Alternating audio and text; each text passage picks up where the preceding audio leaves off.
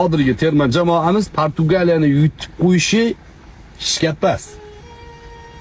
Xudo bersa, ol qulim desa, Xudo Alloh taoloning xazinasi kamayarmidi? Ol qulim, sen tarixda dunyoga ustozlik qilgan, meni yaxshi ko'rgan bandalarimsan. Ol dunyo seni ko'rsin qaytadan desa, baxt ochilib ketsa nima deysiz? Ha? Amin. Allohim o'zingga oson. Mabodo yutqizib qo'ysak ham xafa bo'lmaymiz. Nimaga? Hamma biladi o'zi. Hozir foizga hisoblasangiz 10% ham bermasa kerak bizga. %90 Portugaliya yutadi deyapti butun dunyo misol uchun.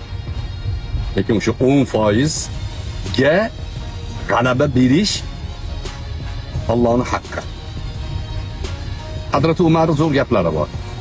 Ana shu gapni esdan chiqarmaslik kerak. Hazrat Umar bir jamoa bilan ro'baro kelganlar. Qarshi taraf ko'pchilik.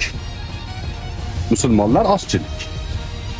Shunda musulmonlar aytganki, Umar deyishgan, biz oz ekanmiz, ular ko'p deyishgan.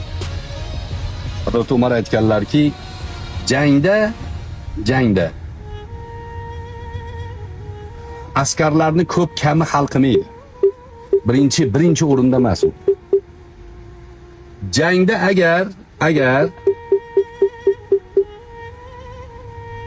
dushman tomon ko'p bo'lsa, biz kam bo'lsak va Allohga bog'lanishimiz yo'q bo'lsa, mag'lub bo'lamiz, chunki kammiz.